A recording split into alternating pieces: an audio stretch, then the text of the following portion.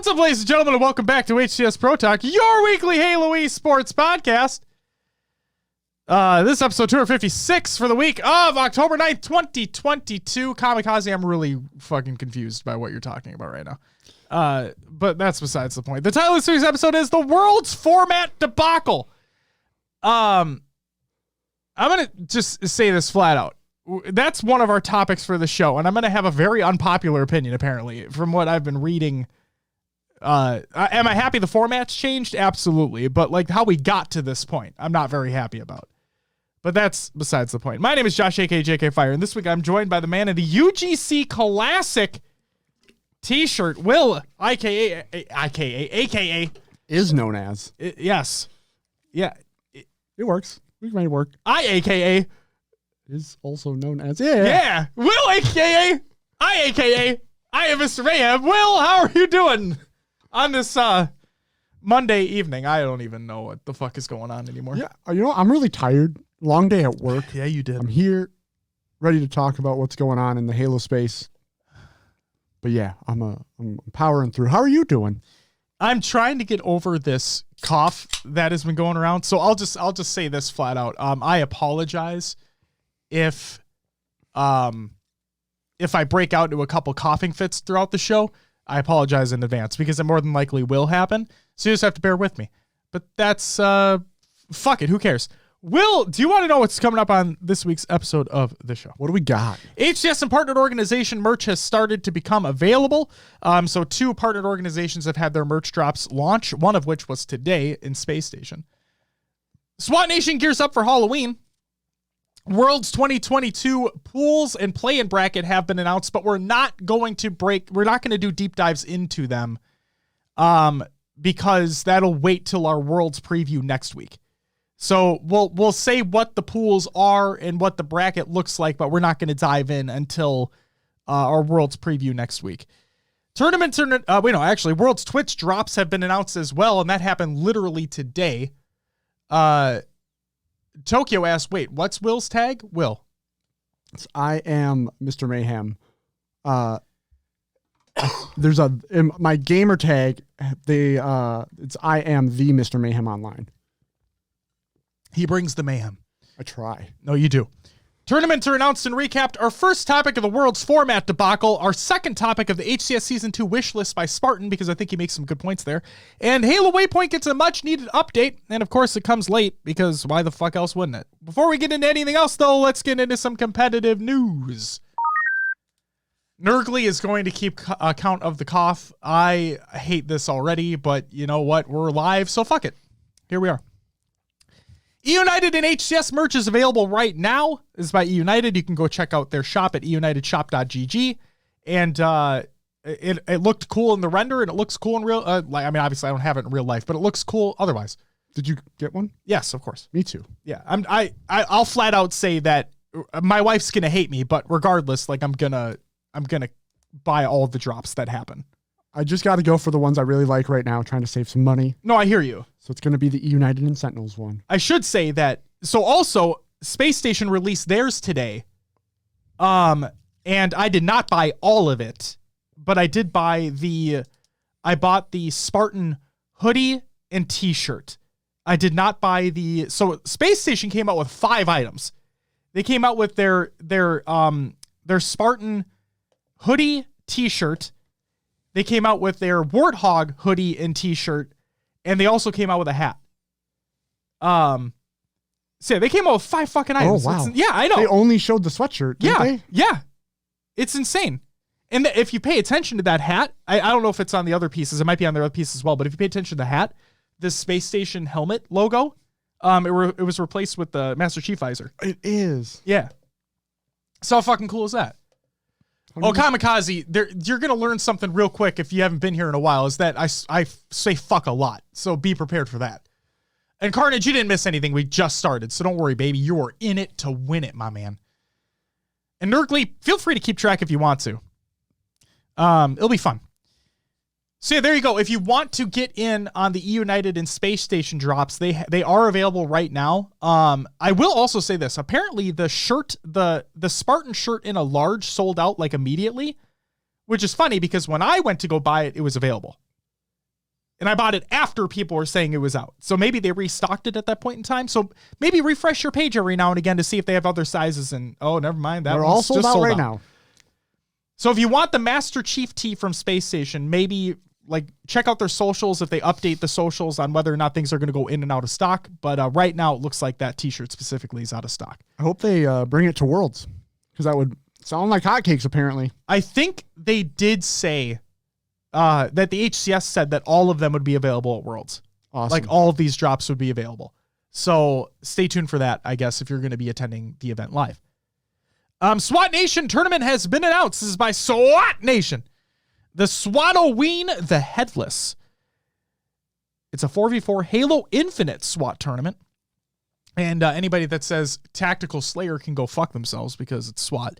Double elimination October 29th at 2 p.m. Eastern Standard Time is the date and time that the tournament is taking place. There you go. That is one question I'd like to ask. Why the change? Why the change?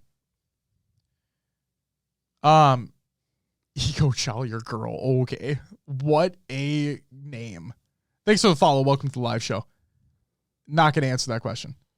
World's pools have been announced. This is by the HCS. And again, we're not going to dive deep on these. Why Not Be Reckless has done a deep dive on these. You can go ahead and check out his video on his YouTube channel. We're going to wait till next week during our World's preview to talk more in depth about the pools and the play-in bracket. But here are the pools.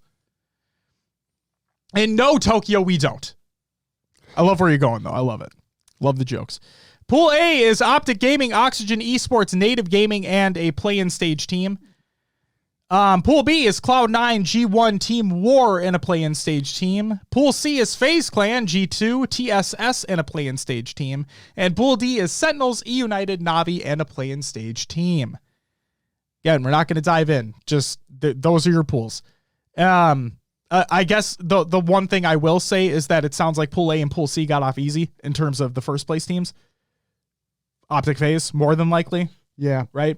Pool B and Pool D. Pool B and Pool B. Pool B and Pool D. A little bit more competition happening there. Right. That United Squad and Sentinels are the ones that are going to go head to head and see who comes out on top. Again, not going to get into it, but Nerdly, I'm with you. Pulse, thank you for the follow. Welcome to the live show. World's play-in bracket has been announced, and again, we're not going to go in depth. We'll talk about it next week during our during our World's preview. First live, let's go. Got UK time. Be rough. Yo, Pulse, welcome. Thank you for checking it out. Yeah, and seriously, like this is recorded as well, Pulse. Just giving you a heads up. Like you can check it out later. We appreciate you being here live. Don't get me wrong, but you can always check it out later. But thank you, and I hope your sleep schedule isn't totally fucked. So in this play-in stage bracket, we have Fnatic going up against Divine Mind, Space Station going up against Jailings, Ascend going up against Cruelty, and Complexity going up against the Chiefs. And included in the Google Doc of the show notes of the show, ! Show notes in chat if you're watching live, or you can check out the link in the description of the video version on YouTube or the audio version of your favorite podcast service of choice. We'll include the rosters as well. Not going to read through them today. No point. We'll read through them next week. But something we will talk about right now in Tokyo, you're not wrong. Fox Too Quick, welcome back. Good to see you, my man. Listen on Spotify for a while. Thank you so much, Pulse. Greatly appreciated. Hope you enjoy it. And yes, Kamikaze, you are not wrong. Space Station, they are world champs in Rainbow Six. They are. Yeah, we've talked about that. But Twitch drops have been announced for Worlds, and yes, the best, worst kept secret of all time, which we talk about all the time as a phrase on the show. They've been announced, and we already speculated what they were, and Lucid basically gave them away because he was wearing them. But yes, there are a lot of them actually, so more so than I initially thought. But there will be the Winner's Circle nameplate and emblem. They'll be active from October 20th through the 23rd, and all you have to do is watch the Twitch channel for 2 hours. And based off the tweets that were put out by the HCS, it sounds like all of these drops are available via the main twitch.tv/Halo stream. Just the plain old Halo stream. It sounds like all of these will be available on that. So it doesn't sound like you're going to have to hop between stream to try to get these drops. It should all be available at one time. at one stream, not available all at one time, because again, the winner's circle nameplate and emblem will be active from the 20th through the 23rd. All you have to do is watch for 2 hours. The on-track nameplate and emblem and the on-track, well, actually, we'll do the nameplate and emblem first. This will be active October 21st through the 23rd. Again, watching for 2 hours. The on-track Mark 7 coding, so not available for all of them, just Mark 7. This is the 22nd through the 23rd, watching for 2 hours. We have the Gladiator's Edge coatings, and if you don't recall what that is, the diamond coatings. This time for 3 different armor cores. So yes, that's finally coming. October 23rd, watch for 2 hours. And finally, probably the one everybody's been waiting for, the Gladiator's Edge, so the Diamond BR, and the Halo World Championship Weapon Charm. They'll be available during the grand finals on October 23rd, where all you have to do is watch for an hour. And I don't want to put words in the HCS's mouth, but I'm going to assume something here. Is that, you know what happens sometimes where the grand finals doesn't last for an hour? Right? The grand finals doesn't last for a full hour. Right. People are like, well, how the fuck am I going to get the coding if I wasn't able to watch for the full hour? What'll more than likely happen is they will like have it available for maybe co-streamers or something, or it'll be available till like midnight or something. Again, I'm not trying to put words in their mouth. I'm just basing this off of basically every other fucking event. Gotcha. So there's that. Who's at the door? Too bad. All right. My daughter's at the door. So, and we lock it specifically for this reason. So she doesn't like just fucking Kool-Aid man that shit and barge through the door. You know what I mean? She's already done that. A couple times. Yeah, a couple times. So we try to mitigate that as much as possible. But that's it for the competitive news. Your upcoming tournaments of the week presented by NoobCombo.com. Check out NoobCombo.com for all your Halo esports needs. Yeah. Today. Monday. October 10th. Almost said 11th. I don't know why. The Esports Arena Series E event is happening right now, as a matter of fact. On Tuesday, October 11th, the Halo Agent 4v4 and the Halo Rec League FFA Series semifinals take place. On the 15th, which is a Saturday, the Red Cross Gaming Rescue Royale finale and the Halo Rec League 2v2 and the League Trolley 4v4 are all taking place. And on Sunday, the 16th, Gonsep, I'm going to mispronounce this and I apologize, and Halo Comunidad España FFA is taking place. There we go. And that's it for the upcoming tournaments of the week presented by NoobCombo.com. Check out NoobCombo.com for all your Halo esports needs. What do we got next? I'm going to get my daughter away from the door. Usually we'd have Roster Mania, but You're not going to play the soundbite? I'm not. Oh, you want to fucking hit the soundbite. Roster Mania! There you go. You got the soundbite. Yeah, nothing's going on. Worlds is coming up. Orlando just happened. Rosters got locked for Worlds, so nothing crazy going on in players switching teams. I am excited for post Worlds. Maybe contracts are up. We'll see what happens and go from there. So yeah, I guess while Josh is gone, moving on to Scrim recaps.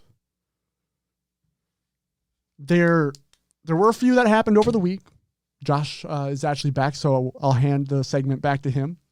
No, you go for it. If you want to read through them, go ahead. Okay, fine. They don't let preface this, right? Scrims don't mean shit. There you go. It's teams get practice. It's practice, right? They're not going full bore all the time, trying strats out, trying to gauge other tems. You never know. Before you go, I do want to say, Halo all day. Thank you for the follow. Welcome to the live show. And then Justice asks, yo, Nurgly with the 2 gifted. What the fuck? No, thank you. Thank you so much. That's awesome. That is awesome. And to Nurgly, I'm going to give you 2. Whoa! Whoa! Uncle Pumpy, welcome back to the live show. Good to see you, my man. Justice asks, what's happening with SSG? Will they have a coach? So if the visa issues are still present, and I think Elamite may have confirmed this on a stream from what I've been hearing, is that their actual coach will be substituting as playing again, like what happened at Orlando, because the team has to stay the same. Yes. Like the roster has to stay the same. So I believe that, yes, their actual coach will have to play, which I don't know if they would, because at Orlando, Elamite subbed as the coach. So I don't know if that would happen again. So there you go. Hopefully that answers your question, Justice. I know with the space station thing, with the visa situation, I know it's a very convoluted mess, basically. So we'll just have to wait and see. But if I'm not mistaken, and we talked about it previously, is that all teams that played at Orlando, their rosters have to be locked in from Orlando to Worlds. So if that's the case and that holds true for Space Station, then yeah, their actual coach has to sub in for the player because the player wasn't able to get their visa situation figured out. And then if they continue with the coaching situation, then Elamite would sub in to be a coach for Worlds as well. So there's that. Yeah. Will, now, please, if you wouldn't mind, go through the scrim results. All right. On Tuesday, October 4th, we had Sentinels going up against Native Red, and it went 8-7 the way of Sentinels, but a close series nonetheless. It was, yeah. Bo Bain, welcome to the live show. Good to see you. Excuse me. Also on Tuesday, October 4th, G1 went 11-3 against E United. So not sure what's happening there. I would expect E United to put more of a fight up in that, but again, scrims, you never know. Just wait till we continue on. Complexity went up against Ascend and won the scrim 8-2. On Wednesday, October 5th, we had E United against Native Red. Again, another 8-7 series going to E United. And then G1 had a 5-5 tie with FaZe. Do you hold any weight with that G1 FaZe one? I don't hold any weight with any of these. No, sure. That's true. If I will say that obviously, like, practice is practice and it's good to have practice. Don't get me wrong here. But no, I don't hold any weight with scrim results. If you know this show, then you know that that's how I feel about any and all scrims. And because we've talked about it countless times, right? Where online is a completely different beast than LAN. Yep. And this isn't even an online tournament. This is literally just teams getting together to scrim, keep those hands warm, work through some strategies, try not to give too much up, just make sure teamwork and comms are dialed in. And that's, really what it feels like. So fair. All right, moving on. Thursday, October 6th, Optic, 11-2 against E United. Sentinels, 10-3 against Cloud9. And we already know how Cloud9 does on scrims. Or online in general. Online. They don't. So, and then finally, Friday, October 7th, Sentinels 7-7 against FaZe. Ascend 8-3 against Native Red, and Cloud9 taking the series 6-5 against G1. Yep. So teams getting the practice in right before Worlds. That's kind of the big thing that I wanted to take away from this is that I appreciate that the teams are getting the practice in. And a lot of teams have not been streaming their scrims because they're trying to keep things under wraps, which is fully understandable. Yeah. So yeah, just very much looking forward to next week. Yeah, it was funny because I saw a going live tweet from Formal. Yeah. It's like scrims against so-and-so in like 2 minutes. It was like 2 minutes ago. Mm-hmm. I hop on Twitch and like none of the Optic guys are streaming. So he must have fired it up thinking, oh, normal, we're going to stream and play. And then scrims were gone. Shut that shit down. They did. Thanks, Nurgly. Keep it going. That brings us to the tournament and league recaps that happened over the week. Look at you in the transitions. And we'll kick off. Thank you. We'll kick off with the Europa Halo Fall Series. We have 2 opens that took place. Ooh, boy. Number 2 and number 3. We'll start with number 2 because why would we start with number 3? In 4th place was J-Lings Esports. This is Quad, Morga, Septic, and Flux. 3rd place went to Must Be Nice. It was Outcast, Kamea. I'm going to go Baxter and Subtomic. 2nd went to Vex Gaming, Squashy, Looney, Haulers, and Warlord. And 1st went to Do Something. Great name. Mighty Snaky, Clonely, and Glory GGs. And then in the 3rd fall series here in 4th place went to Flamboyant. This was, I'm going to go with Momonator, Yumi, Snarro, and I'm going to go with Scorizon. 3rd place went to Team Twisted. It was Disarray, Detain, Defrag, and Z. 2nd went to Quadrant, That's, of course, Shad, Nurix, SLG, and Chick. And first went to Lahazi. I'm going to go with that. New Brainiac, Shady, Bastos, and Tom Merdez. Next tournament here was the League. Is it Trolley? Yeah. It's a 2v2. And here we go. And third, fourth went to Proud Duo, which included Pac Mandela and Bop. Also in third, fourth was Double Trouble times 2. So that's a lot of trouble. It was Nikolai and Squilly. So much trouble. Oh my God. Second went to, it's like signed, but like, I don't know. No, it's Snipe Drone and Legend. So it's Snigend. Yeah, they took second. And first went to Phase 2v2, which was Renegade and Falcated. Very nice. And then also the real Dragon Ball Steve. Thank you for the follow. Welcome to the live show. Thank you. They also had a FFA. Did they now? Fourth place went to Gumplexion. Third went to Sab. Second, Porky J. And first went to Jazero. Very nice. Congrats to them. Mm-hmm. And then last one of the week to recap is the Remind 2v2 Community Cup. In fourth place went to FAO1. This included, I think it's Loki 25131 and Sparky CD 3316. Third place went to Less is More, Daxow and Matthew. Second went to Team Trusty, which was Trusty, Jester, and Vivi. And first place went to Stark 01, which was Sharan 29 and Yuki numbers and extra letters that I'm not going to pronounce. So there you go. Perfect. Thank you so much for running through those, Will. Greatly appreciated. That does it for the tournament and league recaps. Ooh, fantastic. Should we get into our first topic of the week? Yeah, let's go. Okay. So again, I prefaced the opening of this show saying that I'm going to have probably an unpopular opinion on this based off of all the praise that I've been seeing online. Now, granted, I am happy that the format did get updated. I think that's great. It's just how we got to this point in the first place that kind of irritates me. So let's get into it. So the world's format debacle. Okay, Nurgly, get ready. Got to clear the throat for that, you know what I mean? Briggs, welcome back to the live show. Good to see you. Here is what the original format was. Now, this was from an original Waypoint article from 3 months ago in July, which has now actually been removed from Waypoint. I had to go back to previous show notes because I copy paste from articles, right? Right. And took exactly what it said. So this is from 3 months ago in July from a now removed Waypoint blog post. And it states the following. The Halo World Championship will feature a 16-team pool play into a double elimination championship bracket.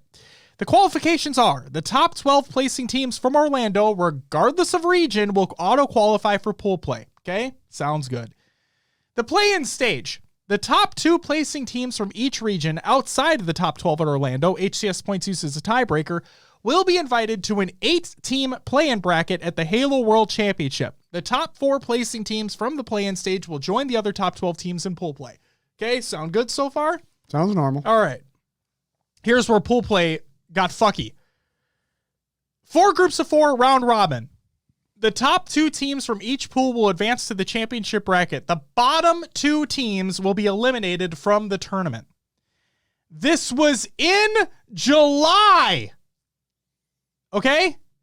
In July. And then champ is double elim, and this is still stupid. Best of 5 until grand finals, which is best of 7. Now, unfortunately, that's not changing. I don't think that's changing. No. Yeah, and I'm still irritated that that's not changing, but that's besides the point, I guess. Okay, so just over like last week into the weekend, okay? Again, this original article came out in July. But here we go. Nono says, yeah, been on Liquipedia since the rules were updated too. Best of 5 in winners finals. Yup, Justice. Yup. And Nurgly, we'll talk about thoughts in a second. So Snipe Down said the following. Again, this was last week into the weekend, okay? In October. And here's what Snipe Down said. I was going to hold off, but whatever. This Worlds format for Halo is terrible. Why are we getting barely any matches? Only the top 2 across 4 pools making into bracket play, bottom 2 eliminated. That is all decided off of 3 best-of-5 matches for this high of stakes? Make pool play a best-of-7 at least, considering what's at stake and what all these teams have played for to get here. Doesn't seem right to cut that many matches yet not make it somehow. This post isn't made to attack the devs. I just want to bring light to the negatives of this format, especially with the little amount of games we play in pool play. Feel like we're missing out on storylines and event build-up just to rush straight to the finals. And then Spartan said in a now deleted tweet, I was still able to get this, he said, can almost guarantee you 100% of players attending Worlds think the format is unacceptable. We should have brought it up earlier, no doubt. I can only speak for myself when I say that I didn't even know the format until a few days ago. Hope they make the changes necessary. Okay? You can already see my problem number 1. Okay? And actually, there's 2 problems with what the fuck is going on here. Rewyu, I apologize if I mispronounced that. Thank you for the follow. Welcome to the live show. Hello to you as well. Okay.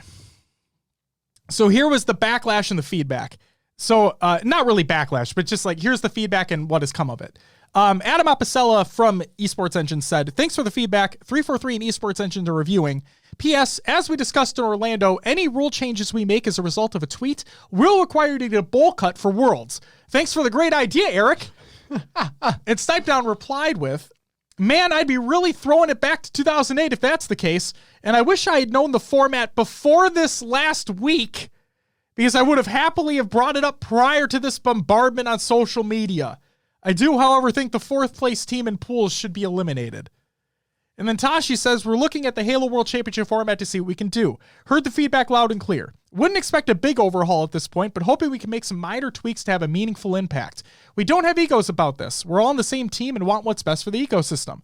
Sometimes we don't get things quite right, but we're committed to doing what we can to always improve, and hope you felt that with the HCS this season. Thanks. And then here's the updated format. Because yes, this did get updated over the weekend. Tashi said the following. Halo World Championship format update for pool play. Old, 3rd and 4th place teams are eliminated. New, 3rd place team goes to Elim bracket round 1. 4th place team gets eliminated. So that stays, the 4th place team goes bye-bye. Okay? They go. No change to plans. All right? And no change to the rest of the fucking bracket. Thank you for the feedback. Goal is always to do the best we can for the scene. As with any major decision like this, there are always trade-offs. Trade-offs include more matches on B stream rather than just focused on the main stream, no time for the show match, and more matches on Sunday. Additionally, this means the broadcast experience is stretched thinner across more matches. Exploring this change required immediate coordination across dozens of people on multiple teams for 343 and Esports Engine. Glad we're able to mobilize quickly and make a fast decision. A thank you to everyone involved from the broadcast, graphics, competition, event, logistics, etc. It takes an army. Okay. Oh boy. No, this isn't going to be a full-blown rant. Okay. It's not going to be a full-blown rant. I'm going to cough again, so Nurgly, get ready. I want to say this. To Tashi, to the folks at 343, to the folks at Esports Engine, thank you for taking care of this in what was realistically such a short period of time from when the backlash started. Okay? That is commendable. That is awesome. You deserve all the praise in the world for doing that. That's awesome. Okay? With the praise out of the way, here comes my criticism. It's 2 or 3-fold whatever way you want to look at it. Point A. And to mimic what Eric said, Eric Snipedown Rona, this isn't meant to attack the devs. What I'm about to say. This isn't meant to attack anybody at 343, at HCS, whatever it is. This isn't even meant to attack the players. Okay? It's not meant to attack anybody. This is just my observation. Where the fuck was the communication on this? So that blog post comes out 3 months ago. And now the pro players all of a sudden see it. And they're like, oh my God, that's fucking awful. Well, no shit. Where were you 3 months ago? Okay. I get it. Not all the pros read. I get that. I'm not saying they're bad readers. I'm getting like they don't go out of their way to find a waypoint article. Okay. I completely understand that. We do because it's our show, right? It's our quote unquote job to go out and look for everything and talk about it on the show. I don't expect them to go out of their way every single time to go find a waypoint article. Again, not trying to shit on them. The point I want to make is why wasn't the HCS or esports engine going out of their way to communicate to the organizations, to the players, what the format was ahead of time? Yeah, you think, there should be someone that has connection between organization, HCS, esports engine, whatever's going on. And those articles should have been sent out to them. And then maybe they were. Maybe it was July. Everyone was on a break in July, right? Yeah, before Orlando, yeah. Before Orlando. Don't know. From the outside looking in, again, it feels like this was a communication disaster that could have been completely mitigated by, I don't know, communicating. So that's on the HCS and esports engine side. Okay. If you have rules that are established and you did not, and I'm assuming here. Okay. And I know assuming makes an ass out of you and me, but I'm assuming here that communication was not sent out ahead of time and that blog post was it. If that blog post was it, that is not enough. Plain and simple. Like when all this shit happened over the weekend, right? And Snipedown puts out his tweet, Spartan puts out his tweet. Everybody's like, yeah, what the fuck is this? This is terrible.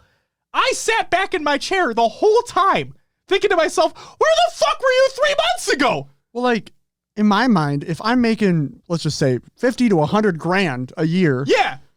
Playing Halo, like I'm going to be tuned into what the fuck's going on. What the fuck? I was blown away. I'm like, guys, this information's been public for months. What are you like? Again, this isn't trying to blame the players because I understand that they're not going to go out of their way to find a fucking hidden waypoint article. I get that. And that brings me back to the HCS EE side. It's like, if you guys did not communicate, why? Why didn't you communicate with the players competing at the highest level in your fucking game? So there's that.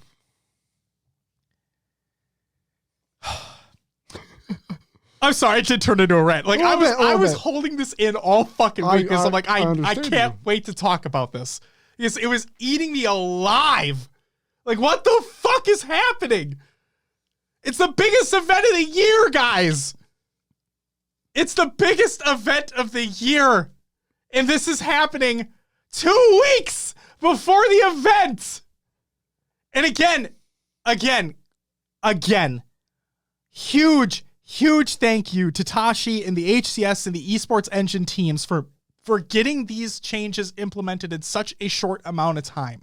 The thing I'm mad about is the fact that we got to this point in the first place when this could have been rectified 3 months ago. 3 months ago. Holy shit. And then let's get to the change itself. 4th place team getting eliminated. Yeah, fuck off. You weren't meant to be there anyway.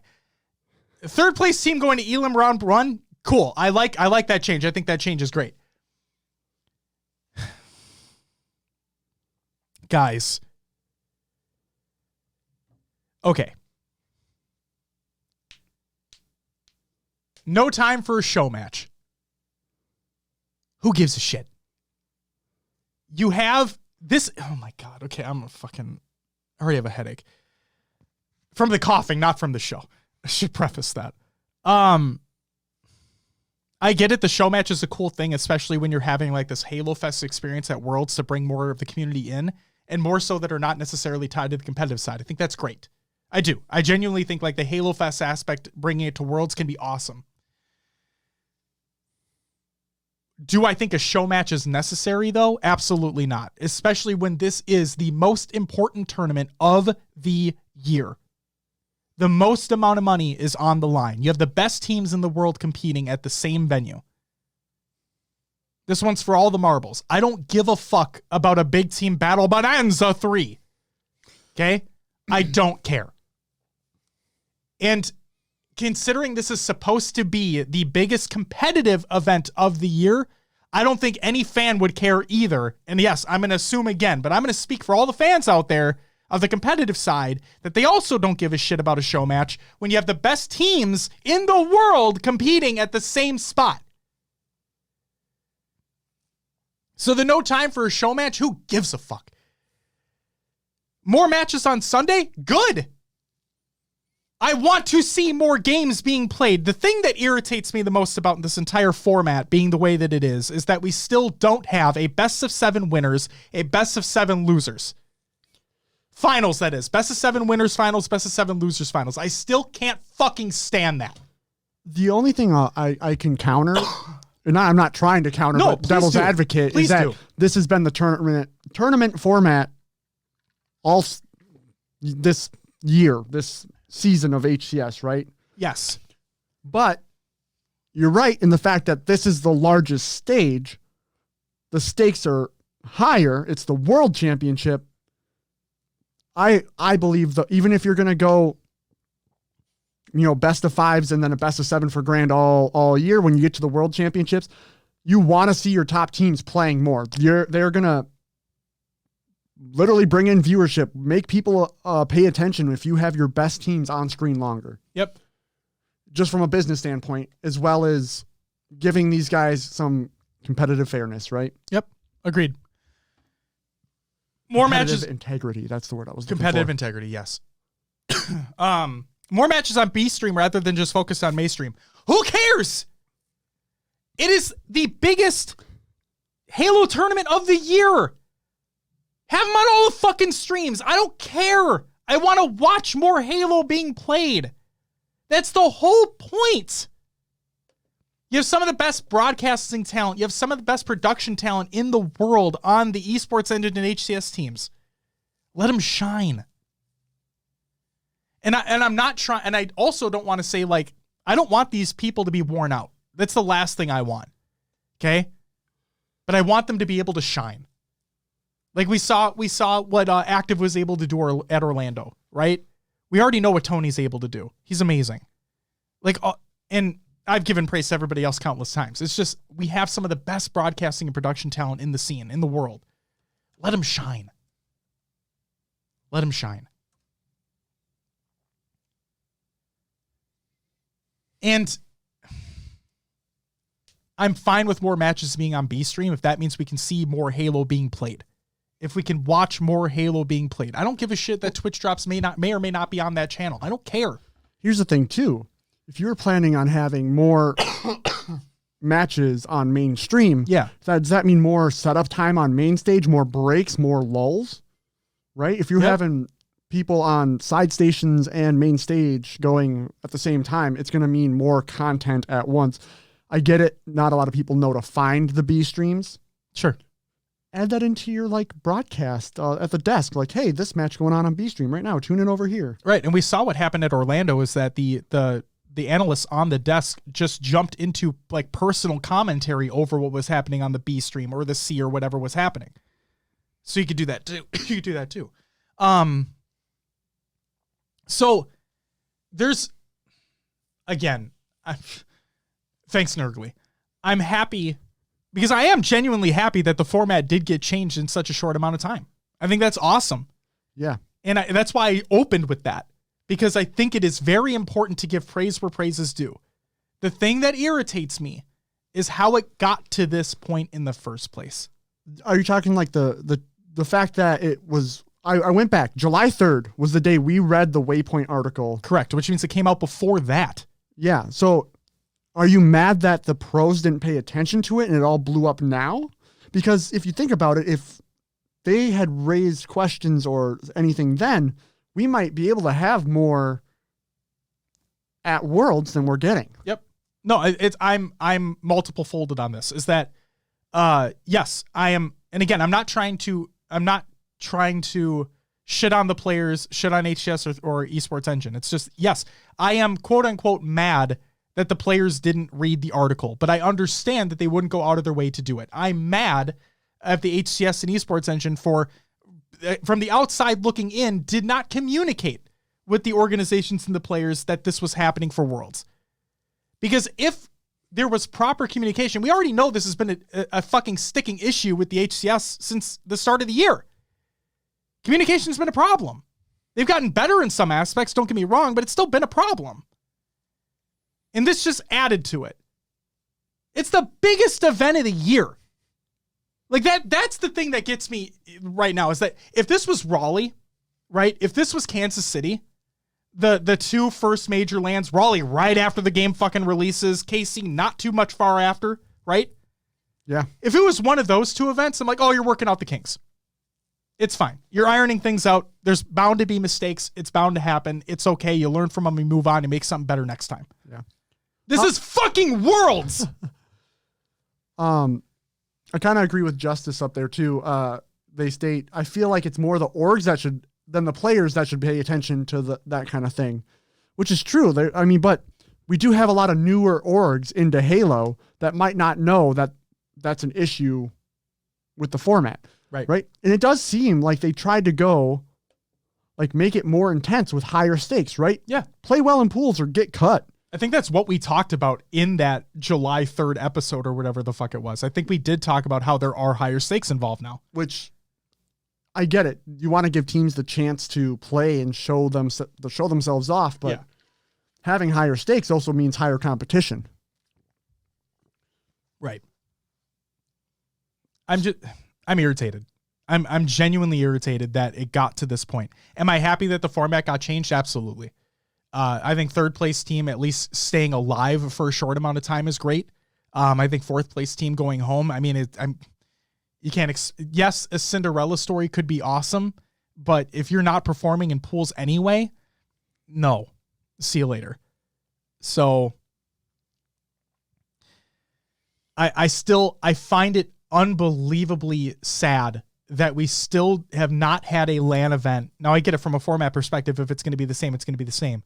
But I'm surprised for the most important event of the year that we don't have losers final, winners final, and grand final being best of sevens. I think that's fucking crazy to me, considering the E United Grunt Classic did. And that was an online event. It was entertaining. It was. It gives teams more of a chance. Like, Snipe Down, I understand. Now, I know that you said like it'd be cool if pool play was best of seven, but that would be like, that's getting long in the tooth. But I do also understand from a standpoint of, no, teams fought for their chance to be here. Yeah. And you want to give them the best chance possible to make a run. And the best chance possible is making series best of sevens. And while I understand from a pool play perspective that can't happen, I don't understand how it can't happen from a winner final, loser final, grand final perspective.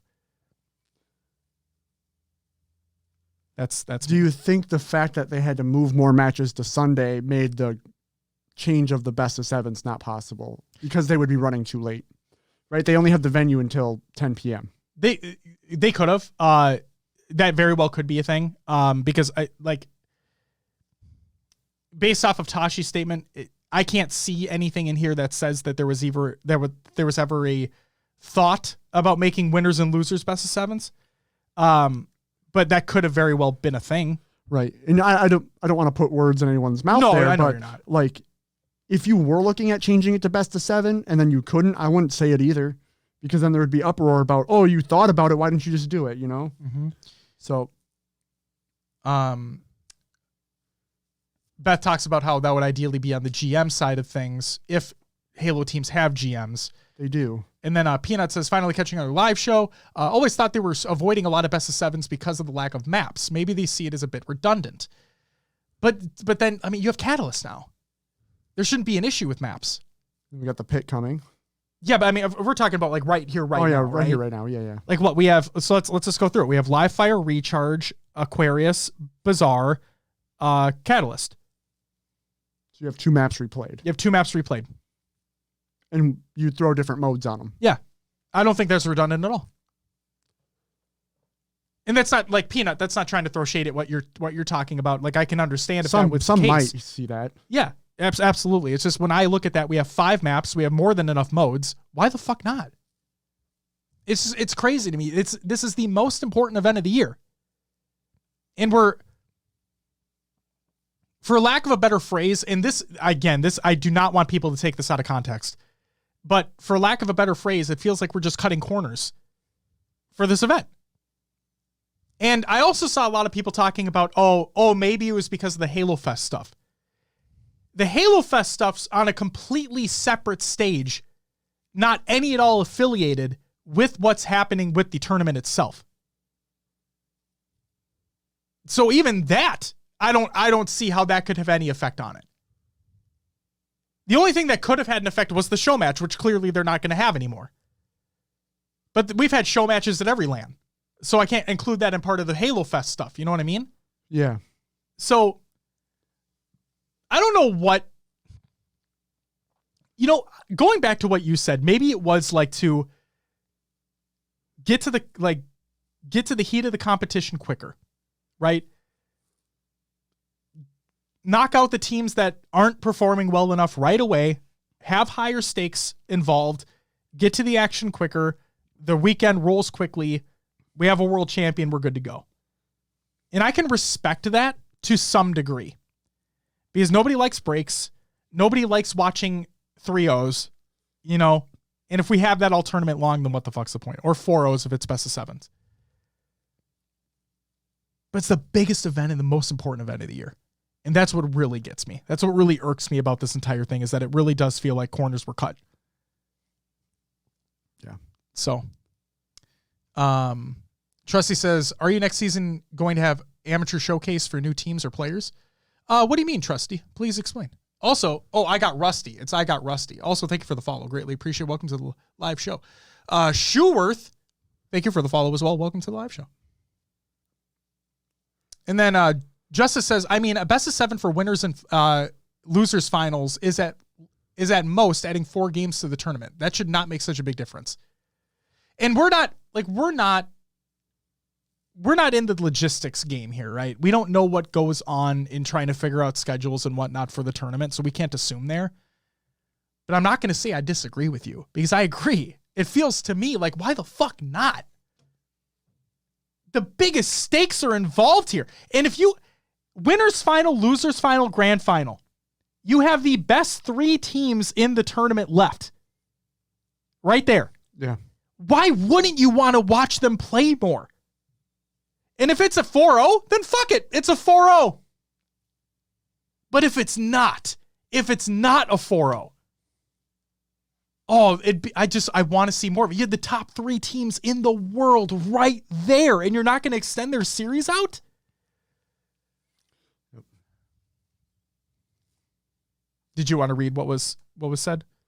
I'll just go, Trusty, we don't do production for the HCS. That's not on us. I don't see them putting more production into the open bracket. They have enough to get through pool play winners, all that stuff, losers bracket. Beth says, my initial thought with that maybe playing a part was more along the lines of less games would give spectators more time to dabble in the Halo Fest type stuff rather than spending all day watching the actual tournament. That was kind of my thought process. I can see that, Beth, for sure. It's just, in my opinion, again, this is my opinion, the people that are there for the event are there for the event. And in my opinion, they'd want to see Halo being played. The Halo Fest stuff is cool on the side stuff. And yeah, I'll check it out when I have time, right? I'm speaking as spectators. But like if I bought a ticket to go to the Halo World Championship, I bought it to watch the games being played. I didn't buy it with the intent of hanging out at the Halo Fest stuff. That's just me. And Rusty, don't worry about it. Yeah. I also wonder if they had planned production time for downtime to show some of the Halo Fest stuff. Sure. But not to continue to be a fucking negative Nancy, but like that's not what the event's for. From a spectator perspective on being there at the event, awesome. Because it's live in person, they have panels and the panels will be on YouTube after the fact, so there's that. Like Yep. Go ahead. Maddie Rum says the community stage is being broadcasted on Xbox's Twitch channel. So it will be shown off. Right, but on a separate channel entirely. On a So- separate stage entirely. And thank you for the clarification, Maddie. I appreciate it.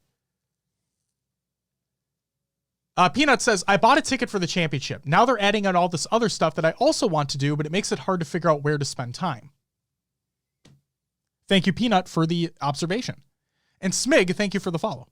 Welcome to the live show. Yeah, it's just, I'm still super excited for this event because it's the most important of the year, and we're finally going to have a world championship crowned. But it's just so many things that irk me about this, that literally 3 months ago.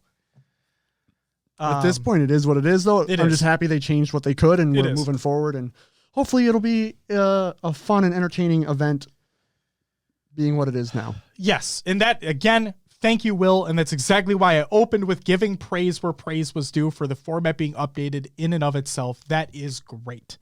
And yes, I understand that everybody had to get together to make this happen in such a short amount of time, literally 2 weeks before the event. So thank you to everybody involved for making that happen. While I am still upset about some things, I do greatly appreciate that. All I can hope for season 2 is that communication is at an utmost importance. Speaking of season 2, should we move on to our next topic? How about that transition? Love it. Thank you, Will. Topic number 2. I'm going to cough first. Cough count. Where are we at now? Like now 22? I think that was 3 coughs. All right. Topic number 2, HCS Season 2 Wishlist by Spartan. And yes, Beth, I agree with you. Nergly says, I still see one tourney being a semifinal best of 7, a grand final best of 11, just to test the endurance of players. Nergly, and I'm glad you brought that up too. Sorry to go back to the other topic, but like, I'm glad you brought that up because, Will, I don't know if you knew this, but back in the old MLG days, we used to have best of 11s. Like really? that was a standard. Yeah. Huh. For LAN events, we used to have best of 11s. I'm obviously talking pre-Halo 5. Like I'm talking way back. Yeah, but like we used to have best of 11s. Yeah, it's a marathon. It is. But that's the thing is that like I'd settle for best of 7s. But just because it gives a team a better chance. Like best of 3s, you know, you have a couple objectives and a Slayer and whatever, you know? Yeah. And then if it even gets to that, because it's a best of 3. Best of 5s, yeah, you add an extra couple games in there, but, you know, it's still not the biggest level of competition to really test a team's strengths and weaknesses. But a best of 7 gets you to that point, and a best of 11 just takes you even further. But yeah, best of 11s are long. Like, they are obviously incredibly long. Tokyo says, I hope they don't replace all the competitive maps with Forge remakes. I doubt they would. Granted, it is... who knows? We'll see if they actually listen to what players want. That's the real question. They'll sound horrible coughing up razor blades. No, Kamikaze, I'm not coughing up razor blades. Don't worry. It's just phlegm. That's literally what it is. Like throat's not hurting or anything like that. It's just coughing up phlegm. Like we had an upper respiratory thing go through my daughter's daycare. She brought it home, and now my wife and I are dying. So there's that. All right. HCS Season 2 Wishlist by Spartan.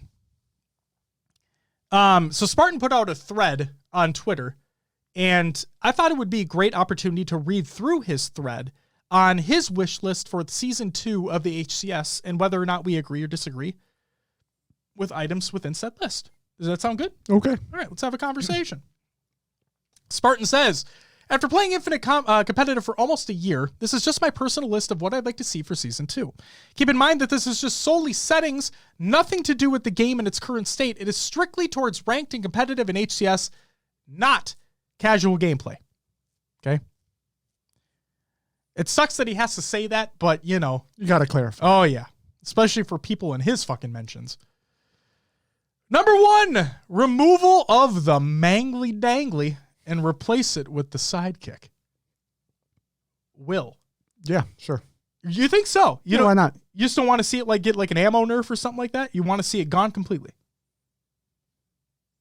Asking your personal opinion on this. It's already GA'd, even after the nerfs it had. True. Especially, the thing I don't get, because even with an ammo nerf, you can still cross-map someone with it with a tier 1 weapon, right? Mm-hmm. That was the complaint. So, yeah, get rid of it. There you go. Tokyo says, if he says pistol start, I'll cry. No, I don't think we're there yet. Thank God. Because Tokyo, I'm with you. I fucking hate pistol starts, but I feel like I'm in the minority on this. Justice, I'm more along the lines with you. Should be nerfed, not removed. If they can nerf the bullet, damage over distance, right? Sure. Yeah. Sure. Make it more of a close range weapon. If you hit someone far, you can just plink them a little bit, but. Yep. And then Peanut, yes, if it does stick around, something does need to be changed. It is what it feels like.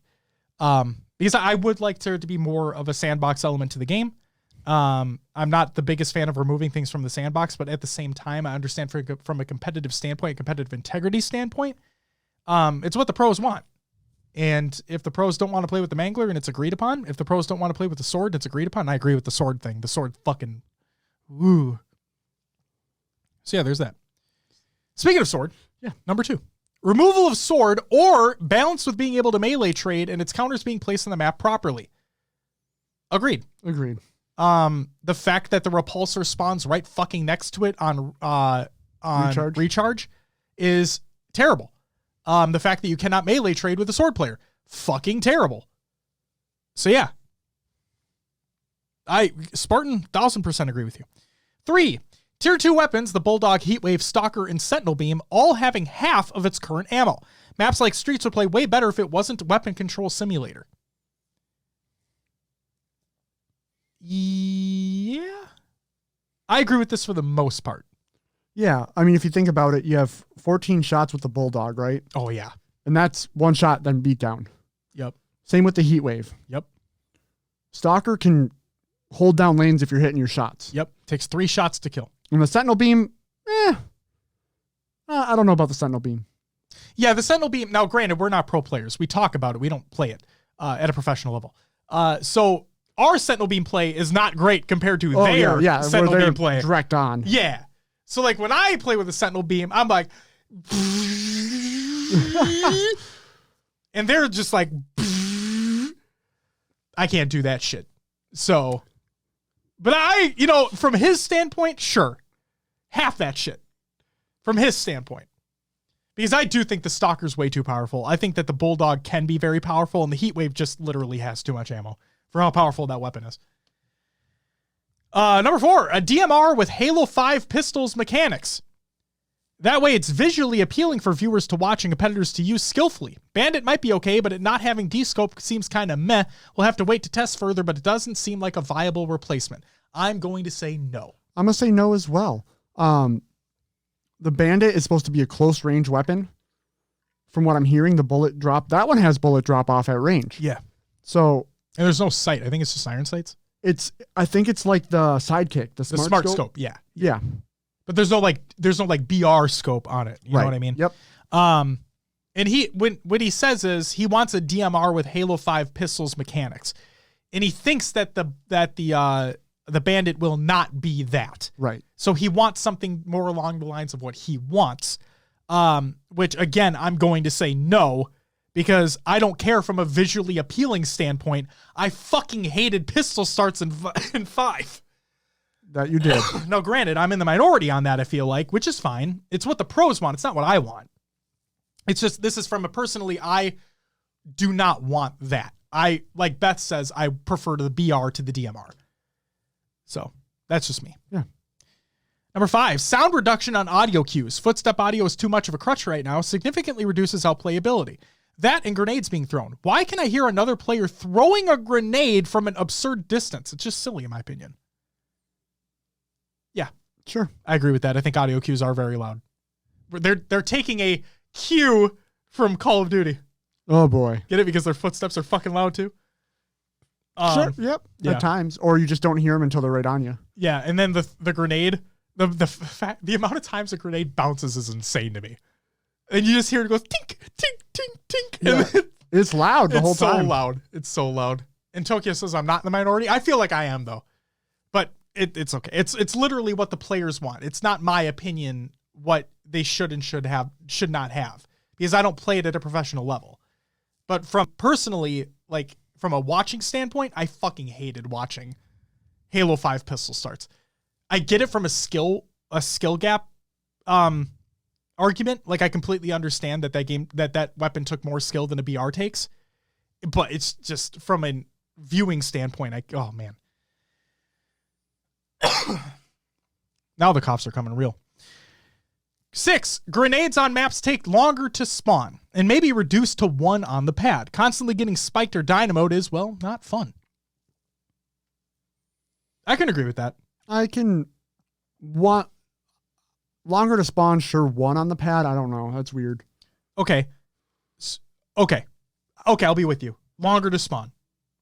Because they do spawn fucking quickly. I guess if it's an or, like, ooh. If it's longer, if they're spawning at the same rate, but only 1, that could be okay then too, because you can at least cycle. Sure. And then, yeah, because then you have to time things better and you're only getting 1 on the pad. Okay. Ooh, I kind of like that dynamic. Keep the spawn rate the same, but only 1. Yeah, only 1 grenade. Ooh, because I kind of like that. If you think about it, on the thing that bugs me on live fire is you have grenade spawn, bottom tower, and a plat. Yep. So teams can just whip those grenades and replenish full right away. Yep. Or on Bazaar, we have dynamos spawning bottom mid. And people are able to just abuse the shit out of that. Right. On lockdown locations. So yeah, I can agree with that. Speaking of dynamos, number 7. Thank you very much. Dynamos need balancing. Right now they offer a ton of damage output. Area of effect denial, and free information with the lightning tracing and audio queue. I think they did say that the audio queue is being worked on, though, on being removed. It sounds... I guess I don't know. We've talked about that. Yeah. I swear we have. I'd like to see the nade be either a heavy AoE denial or damage dealer, not both. Too much information and power. Dynamos do need balancing. Yep. Yeah, they are... Dusty Aura, thank you for the follow. Welcome to the live show. I agree with that. Dynamos are incredibly too powerful right now. What the fuck is happening outside that door? There are things being shoved underneath the door. Is she giving us candy? My daughter literally just put candy underneath the door. Will is going to observe. This is for the audio viewers who can't see what is going on right now. Only use a frag. Oh, man. Hot button topic. With the follow, thank you so much. Welcome to the live show. What'd she bring us? Cough drops? Yo! It's like someone heard it. Thanks, babe. That was my wife, actually, who brought cough drops. Where'd the candy go? Yeah. There's that. Back to the show here. Yeah, I think Dynamo's definitely debalancing. Why can't she slip pizza under the door? The slit's too fucking small. Even for like a thin crust pizza, let's be real here. It ain't fitting through that slit. Come on. The fuck you talking about? It's carpeting. It's carpeted. It's right up to the door. Yeah. God. 8. I assume we're adding in Pit, Flag, and Slayer, which makes 19 game types. Personally, I say remove Catalyst, Slayer, and make it 18. I don't think any flags should be removed for Pit. They should all stay. Wow, he's even saying Catalyst flag stays. Wowzer Bowsers, dude. I mean, honestly, do you like Slayer on that map when you play it? Okay. I want to preface this before I say anything else. This feels like a vocal minority thing. I want to say for the record that I do genuinely enjoy Slayer as a game type in competitive Halo. I can get flamed for that as much as anybody wants. I don't care. I personally like it in competitive Halo. I love the 49-49 stress-inducing scenarios that can happen in a Slayer game in competitive Halo. I love it. Love it. No, I do not like playing on a Catalyst. There you go. There's the answer to your question. So I'm fine if it's being taken away. Doesn't it? It always seems to be close, though, doesn't it? Slayer on Catalyst? It can. Fuck it. Literally, we had, was it that G1 Cloud9 series at Orlando? Was it? Was it Orlando or was it the Super? I think it was the Super. But I think it was G1 Cloud9, wasn't it, guys? Chat, correct me if I'm wrong here, but it was the Catalyst Slayer game where Cloud9 doubled back to their base. It was Orlando? Thank you.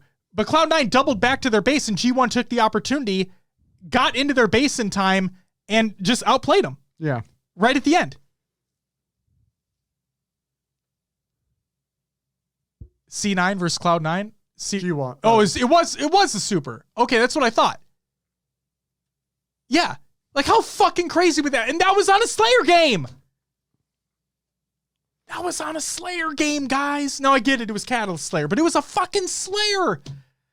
You don't get those moments in every game. God, it was so cool. Everybody's jaw was on the fucking floor during that game.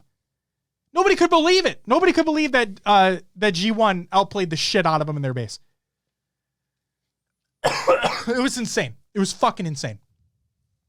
So, Mallow says, nothing brings up the blood pressure like a 49-49. It's so good. It's so good. But no, to move on, I would say that I can agree with that for what he was talking about. Sure. Number 9, I don't think we should be playing 2 Slayers in a best of 5, honestly. I've been saying that for years. I don't think this one will happen, but I'm probably in the minority on it, but I think it should just be strictly game 5. You know what, Spartan? Tyler Gonza, you know what? I'll agree with you. I'll agree with you on this. Because I still get to keep Slayer. It's still in the pivotal game of the series. If it gets to that game. And then if it doesn't get to that game, it doesn't fucking matter. I'm going to agree. I'm going to agree. All right. What do you think? Should there be one game 3 and game 5? Or would you rather have objectives games 1 through 4 and then a decisive Slayer in game 5? Because what we have Strongholds, King of the Hill, and Capture the Flag, right? Oddball. We have 4.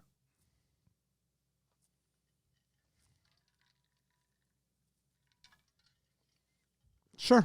Yeah, put it game 5. Okay. Really test out the Hang On Pro's balls? What do you mean, Tokyo? All right. Number 10. We should always have CTF in a best of 5. I don't get how we're getting series with Oddball, Strongholds, and King of the Hill, all time-based game types in one series. Happened a lot at Orlando especially. I can agree with that. The other thing I could say is remove the time-based from King of the Hill. 4 taps, no time. Ooh, I don't know about that one. Oh, that's tough. The reason why I'm going to advocate against that is because I like. Let me go ahead. Change it. Go ahead. Because I think more work needs to be done on the way it just doesn't. Sometimes it ends weird. Like the ties, I don't feel like it's good. Yeah, and we did recently, and you know this, but we did, and for people who don't know, we did recently get the overtime changes for King of the Hill. Those were implemented, I believe, for the Super and for Orlando. They were. But I agree with you. There are still some tweaking that feels like needs to take place. But I do like the timer in King of the Hill because if you're not in a hill, it'll continue to count down, so it makes you have to make a play. Right. Otherwise, you have teams at stalemates for forever. Right, and that's the thing I don't want to see. Yeah. So it would slow it down immensely. Right.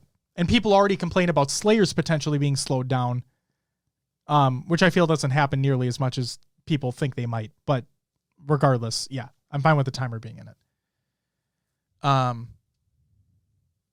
So yeah, I do think CTF should be in there for sure. Especially coupled with the removal of a Slayer game 3 in a best of 5. Then you'd have all 4 of the objective game types, and then you have best of 5 Slayer. Sounds perfect, Spartan. Sounds perfect. Number 11, remove sword on recharge. Make shock rifle a tier 3 weapon in the same spot where it currently spawns, same as rocket, sniper, and skewer. Maybe replace sword with an equipment or something. And then just adding on top of this, number 12 is remove sword and skewer on Catalyst. Make it a dual snipe map. Well, we're getting a dual snipe map, Spartan, and that's the pit. Maybe replace a sniper in one base's commando and the opposite's open hall, similar to a sanctuary type layout. The pros are dying for a dual sniper map. Yeah. Like they are dying for one. And obviously we're going to get one with the pit. It's already been confirmed that the pit will be in the competitive rotation in HCS Season 2. So at least we'll have one. But if the sword is already GA'd, then with Forge releasing, why the fuck not? Why not get rid of both and just get 2 snipers on the map? Why not? I'd like to see how that dynamically plays, because there are a lot of open like sight lines near mid, you know, when you're looking from base to base. Now granted, they're like narrow, but you know, they're fairly open enough. Right. I'd be excited to see that. I can agree. Okay. King of the Hill, number 13. King of the Hill in its current state is silly. Go back to either the original where it's 250 points to win and it rotates, or if you want to keep it the same, 2 to 3 more minutes need to be added to the clock, or the clock needs to be completely removed. Oh shit. I should have read ahead. There you go, Will. Okay, so we already agreed the completely remove thing would be bad because Stagnation. yeah. Mm-hmm. What about the 2 to 3 more minutes needs to be added? Someone in chat said 3:31. Justice said maybe King of the Hill should have more time because I feel like too often the game ends when there's a momentum shift. Yes. But now here's the question though, Justice and Will, and Spartan in this regard. Is the reason for those momentum shifts happening is because time is nearing its end? To the point where if you add more time to the clock, once we reach towards the end of that time, a momentum shift will happen again? It's possible because then at that point you have teams trying to stay out of the hill, right? To let that time tick down. Yep. And the other team might be able to jump in and get a few more seconds here or there than they normally would have. And they end up capturing a couple hills, but the other team's strategy is just to let those hills go and let the time click. So, and I'm also going to disagree with the 250 points to win, because the problem with Halo 3 and other King of the Hill game types and competitive is that once a team gets on a roll and there's clockwise not enough time for a team to come back to win, then you're just waiting for the game to end. And that's not fun at all to watch. So I would be against the 250 points to win. I could maybe see about the 2 to 3 minutes being added, although I'm wondering about the momentum shift just moving down the line. And I think, we agreed that the clock should not be completely removed. But clearly, King of the Hill does need a little bit more tweaking. But then again, we're not game designers, so I guess this is a good thing we don't design the fucking game type. I mean, I don't play at the top level, but I do enjoy it for what it is now. Yeah, I agree with you. I personally think the change from, it was like a, holy shit, 343, you did it again. Like when they changed Oddball. Oh, yeah. The Oddball changes were remarkable because the same thing happened in Oddball like it would in King of the Hill previously, where a team would just get so ahead in Oddball that there would not be enough time on the clock for a team to come back. So it's just stagnant. You just wait, right? With the changes to Oddball making it round-based, there's so many more opportunities for plays to be made. And with the changes to King of the Hill, it was one of those like, holy shit, 3-for-3, you did it again moments. Like, this is awesome. This change is great to me. Prozac, Prozac, I think it's Prozac. Thank you for the follow. Welcome to the live show. And, it is my worst nightmare. Oh, let me look. Will, it's your worst nightmare too. How the fuck do you say that name? NT3RF4C3. Thank you for the follow. Welcome to the live show. How the fuck do you say your name? Something, is it face? Something face? Niederface? That's a T. We're stumped. We got him out of lurking. We got him on a lurkin. What's your name? Jesus Bryce. Jesus Bryce. Thank you for the follow. Welcome to the live show. All right. 14. I think I remember seeing Hoax mention it a few months ago, and someone else just responded with it, and after thinking about it, I agree. A and C on Stronghold should start off neutral and not auto-capped. Would make for a variety of different starting strategies. I can hard agree with this. Like Destiny does that too, right? Exactly. I can hard agree with this. Interface. Fucking A. Interface. Interface. I got the face part right. Yes. Thank you so much for telling us what the fuck your name is. Interface. Yes, a team could essentially, like on live fire, right? You can make a push. You can make a flank to the other enemy's base. Because like not a lot of people away. look outside right away towards overshield because Nope. there's a 30-second delay on that timer. Yep. So you could push through overshield, go into A if you're starting C, and then try to flip the. Do you have a teammate stay back and get, like on live fire, do you have a teammate stay back and get C while your other teammates flank around and try to get A? Do you have everybody push out immediately and just fuck your own stronghold, just move out and try to get them off spawn immediately? Yeah, or maybe like let them capture A, Mm-hmm. and as soon as they move to B, you have the crossfire. Yep. I agree with and this you have the map. 100%. Yeah. Yeah. Could Great idea. I agree. Number 15. I currently like having a variety of weapons in the sandbox. I think each weapon has its place currently. Except the Mangler. Except Mangly Dangly. I touched on it earlier. Tier 2 weapons just need an ammo reduction. The only thing I'd say maybe is a range reduction on Bulldog, but I'd be happy with less ammo. I think ammo, yeah. Yeah, we already went over that earlier. Right, so, but yeah. like the Bulldog range thing, I think the range is fine, to be honest with you. I think it only, in all honesty, I think that the range is only a problem with a player when a player has no shields. And even then, I might just be bad with it, but like, I don't think the range is that bad, to be honest with you. I might be wrong though. Like these pro players have played so much more than I have. You guys have probably played way more than I have. Maybe you guys have a different opinion on it, but like, I don't think the range is that bad. I think it's okay. All right. And finally, drop weapon needs to be addressed. Personally, since we GA'd the instant drop weapon, I feel that the game and the gunfights have become significantly smoother.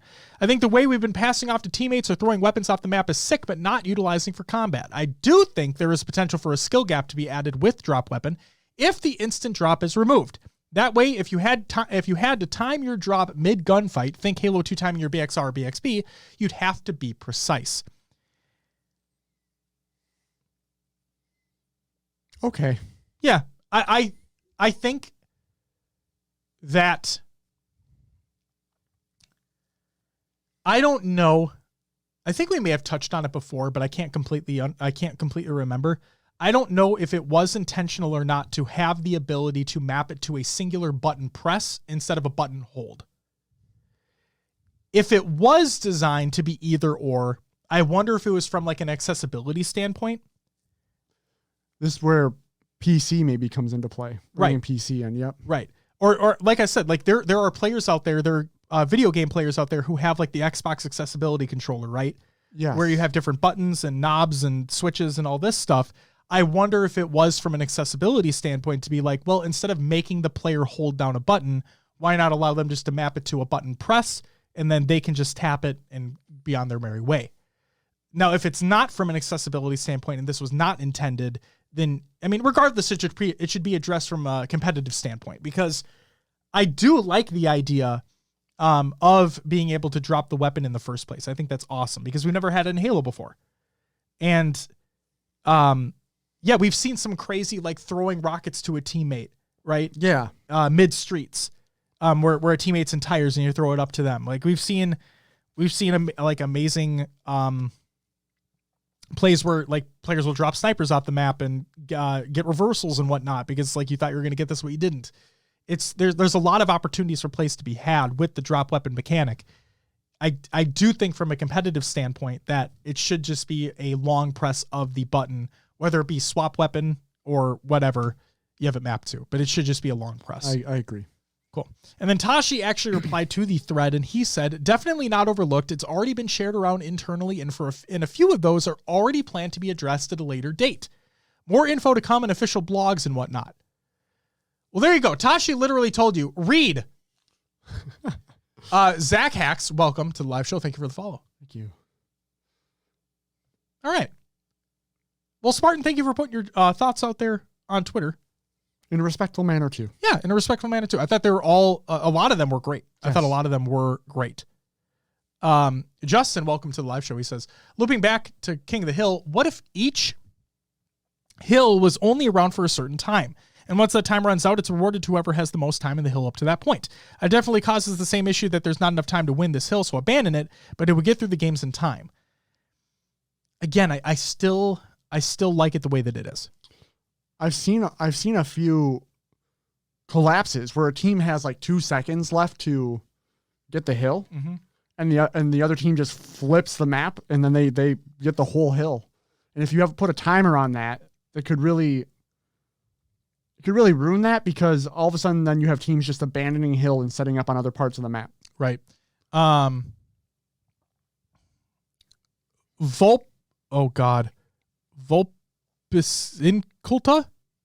Say Volp. I guess it depends on what that time would be. 2 minutes each hill. So I guess I could say, also welcome to the live show. I will say this. Maybe it's a case of that there's a certain amount of time for each hill if you're not in the hill. So like the game timer stops if a team is in the hill capturing the hill, maybe that hill time stops when a player or team is in the hill. But if a team and player is not in the hill, neither team, right? If neither team is in the hill, then that hill timer continues to trickle down. How do you keep time of that though? Like it would have to be another. It'll be like over the top of the hill, like a pie chart taken down. Yeah, kind of like the overtime pie. Yeah, it would just be it would be over the hill itself. Sure, on the map. That could be like a happy medium to work around that, because then it still allows teams to make plays on the hill, because you know the timer is going to stop if you're able to hold it. Yeah. Which means even if a hill's like 5 seconds away from going away and that other team's about to win it, you still have that time if a player's in the right spot to make a move. So maybe. But that's it for our topics. Feel free to keep chatting about it if you'd like to, but we're going to move on to the regular news. I'm going to mispronounce this. It's either Hayworth or Haworth in Halo Chair.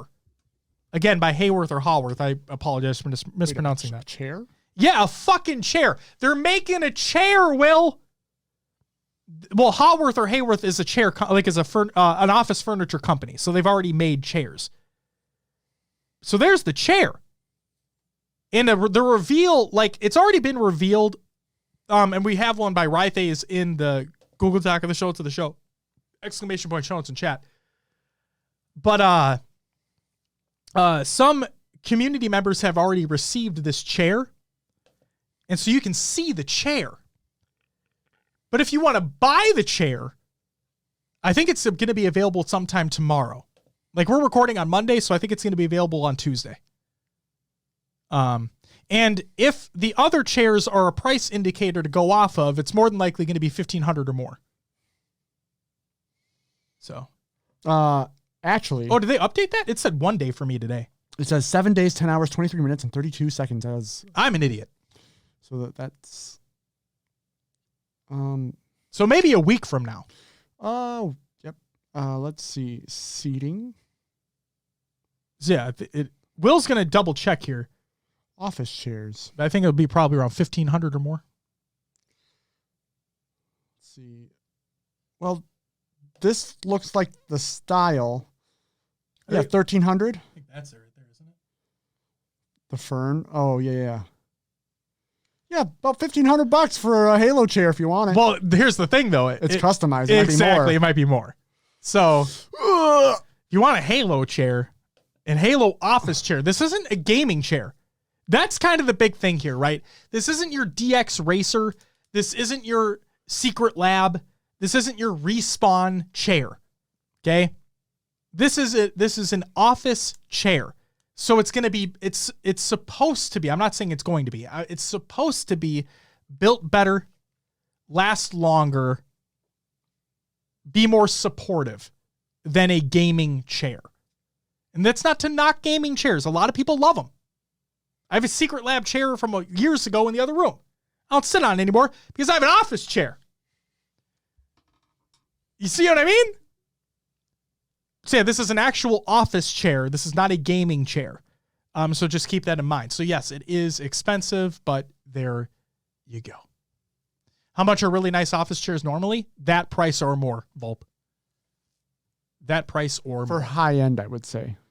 Yep, for a high-end office chair, yes. If you were looking at that brand, if you're looking at a Herman Miller, like these are the prices that they go for. And that's why you see a lot of people looking at secondhand markets for like office buildings that are like getting rid of their Herman Miller inventory, right? Like if a company went out of business and they bought Herman Miller chairs for their office, like people on Craigslist are selling them by the boatload, right? So you can get it for a really good deal. But yes, this is a high-end office chair with Halo branding on it. And I do have to say, I think it looks good. I think it looks sleek. It does look good. Yep. I just could never spend that much on a chair. That's Will's opinion. That is my opinion. That's the best thing about opinions. Everybody can have one. It's a lot for a fucking chair. It is a lot for a fucking chair. But the point is, right, is that is there one being delivered here? You're supposed to spend money on the things that you use the most. True. An office chair, if you sit in an office chair, if you sit at your desk for long periods of time. Your mattress, because you sleep for long periods of time. Yeah. Right? Those are the things you're supposed to spend the most amount of money on. But yeah. And like Volp said, if you're in the market for a high-end office chair, that's cool. And there you go. Regular news continues. Yes. So if you want that chair, go get that chair in potentially a week's time for a good amount of money. But that's not the only Halo collaboration that has been announced, because today, the Rakeem Miles action figure Miles and Halo collaboration has been announced. Inspired by his passion for mental health awareness and the love for Halo, this thoughtful collection drops later this month. More details are coming soon. And as somebody who is not the biggest fan of like busy clothing, and when you see it, Will, you know what I mean. Oh, yeah, yeah. I kind of dig it. Like I said, I'm not the biggest fan of busy clothing, but I kind of dig it. I like the shirt kind of more than anything. Yeah, the shirt's good. Yeah. It's kind of got a 90s vibe. Yeah, it's pretty sick. It's got like a Rocco's Modern Life kind of logo going on with it. You know what I mean? Like the font that they're using? Yeah. Yeah. Yeah. Yeah. Didn't Tim the Tank Man's Herman Miller chair cost him like $2,000? Oh, I mean, yeah, but he probably got it for free. Or you're talking, oh, yeah. Before he became sponsored with Herman Miller, yes. Because I believe he owned an Aeron, I think. An Herman Miller Aeron chair, I think. I don't think he owned an Embody. Yeah, and he loved that thing. So, yeah. They are expensive, but they're supposed to last a lifetime.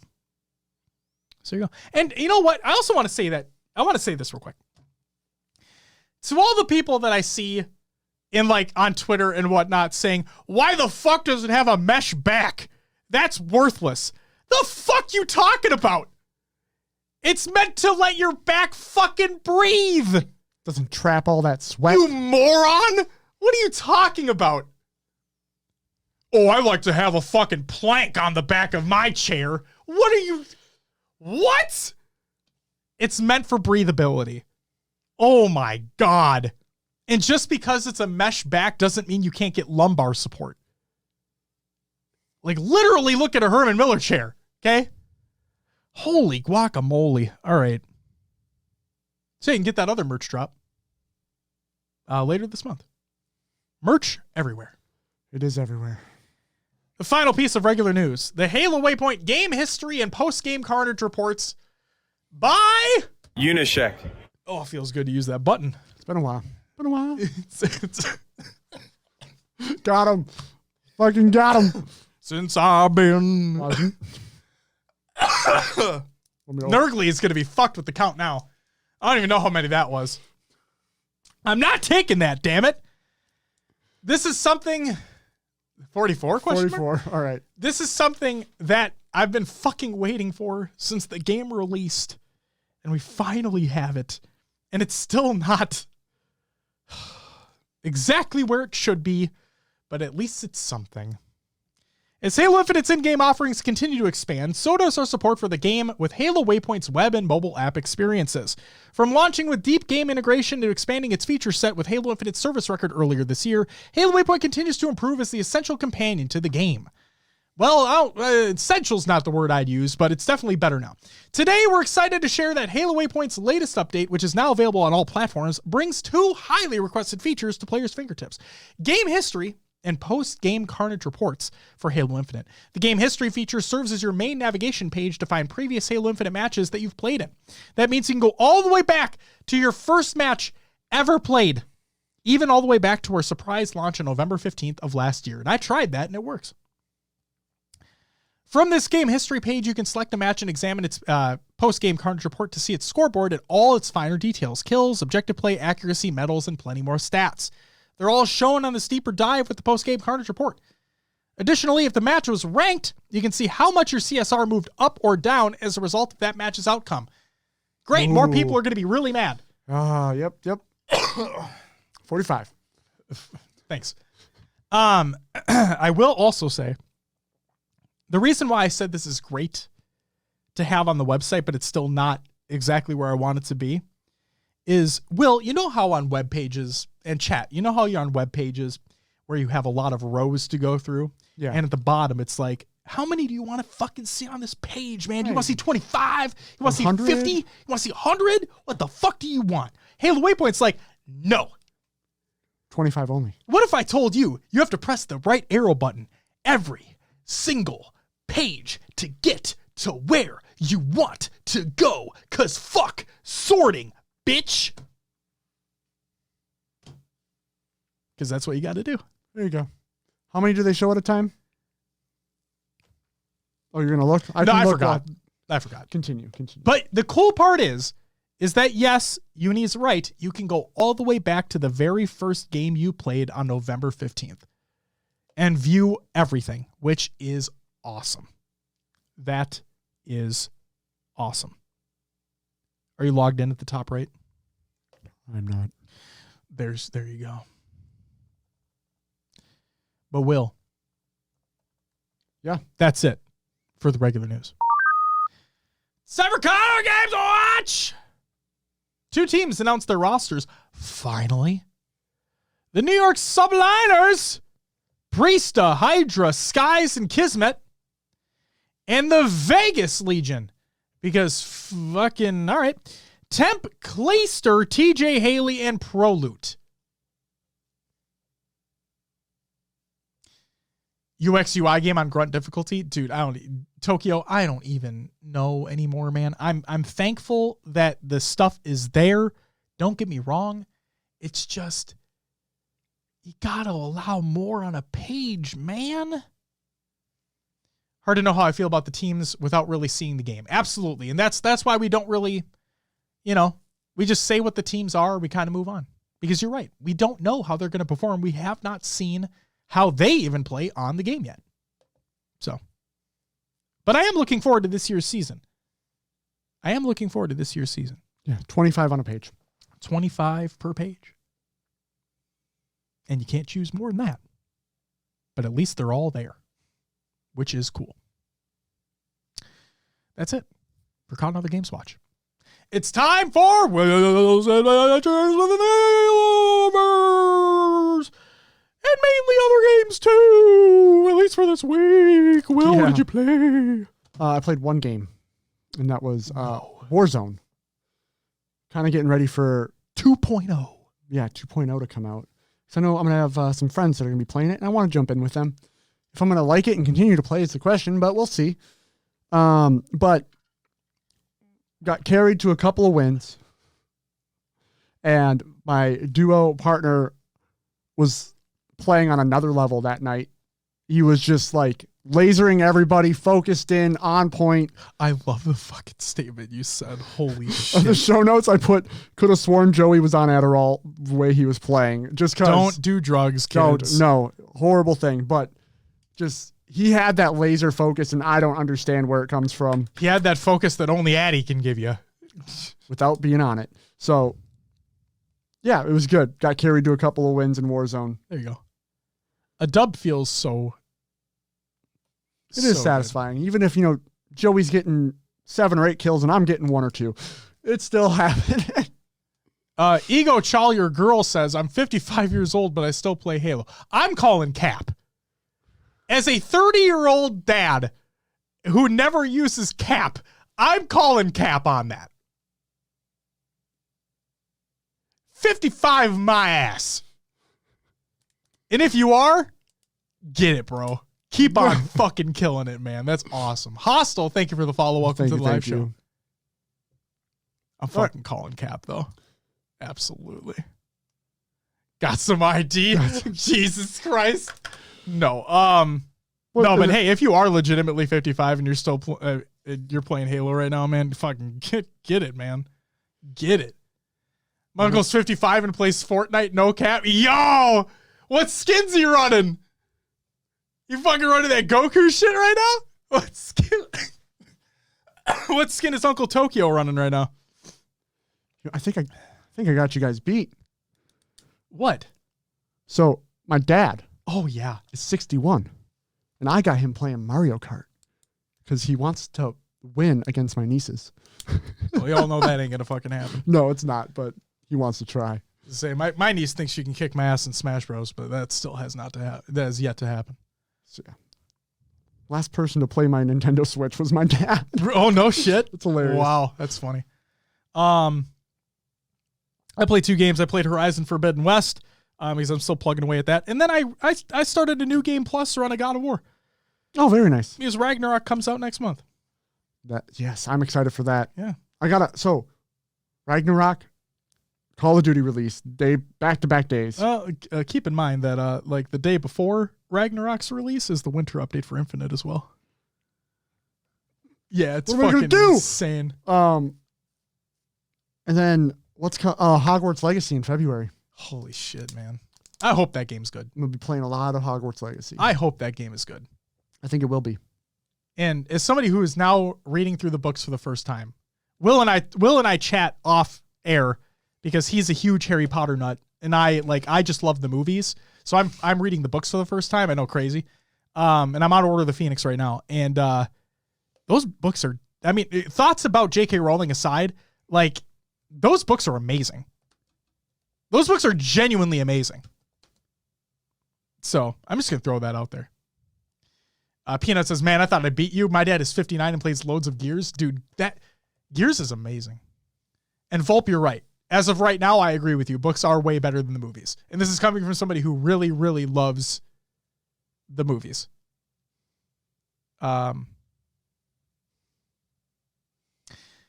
Tokyo says it was Boba Fett and can't find the name of it now, but it's some horror one. Oh, we're talking about the two skins that Uncle Tokyo runs?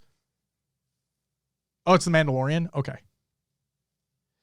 Nurgly says I went to every Harry Potter premiere. Did you go to you went to the book releases, right? No. Okay. My parents would not take me. They would go themselves and get the book. Hear a lot of resentment in the voice right now. Yeah, a lot of resentment right there. But yeah, they'd get the book and bring it back for me. No, they'd go and get it for me, and then I had to stay at home. Yeah, who doesn't want to experience the freaking premiere, right? What the fuck, Mom and Dad? That's what that sounded like. All right, I'm 30. I can let that go. Hey, it's fuck me. Holy shit. I remember going to was it Chamber of Secrets or was it Prisoner of Azkaban movie premiere? Like not like a Hollywood premiere, don't get me wrong, but like like my mom's work gave her like premiere tickets. Yeah, I remember seeing that. I also remember dead ass, Cody, right? Yeah. We went and saw, I don't know why, don't ask me why the fuck we saw this, but there was I think Sandra Bullock was in it. We went to go see a movie in the theater. Okay. The Woodbury 10 Theater. Okay. Woodbury 10. Okay. It was a movie with Sandra Bullock and it was a rom-com and Cody wanted to see it. Don't ask me why, but I agreed with him that we'd go see it. Okay. We got so bored. Excuse me. We got so bored. Like 15 minutes into the movie, we left and went and watched Deathly Hallows Part 1. We just walked down it was Part 1 or Part 2, but we just walked down the aisle, like the hall of the movie theaters, and we walked in and just watched fucking Deathly Hallows Part 1 or 2. I forget which one it was at the time. The Heat? No, it wasn't The Heat. The Heat was more recent. Gotcha. I tried to look up that time frame. Yeah, I'm like... Anyway. The Proposal. It was The Proposal. That's it. It was The Proposal with Ryan Reynolds. Ryan Reynolds. It had Ryan Reynolds in it too. Deathly Hallows Part 1 movie. We're literally it's 2010 though, so it couldn't have been Part 1. I swear to God, we walked into a Harry Potter movie though. What the fuck? Okay, whatever. Doesn't anyway. Are in-person releases actually still a thing? In-person releases for what? Video games? Not really. Yes, some do, but like COVID kind of fucked everything over. And yes, Volp, I'm blaming Cody as well. But yeah, kind of justice. They're still there. COVID kind of fucked it over, but now things are so much more in the digital realm. It doesn't even fucking matter anymore. So, but I bet I'm guaranteed, when Grand Theft Auto 6 comes out, there'll be midnight releases for that. Absolutely. So on and so forth. Yeah. God of War, really, because I'm just gearing up for Ragnarok. All right, cool. That game's really good. That's it for Will's Adventures. Let's get into some shout-outs. Shout-outs to everyone who followed and subbed during the live show. Give me a hot second.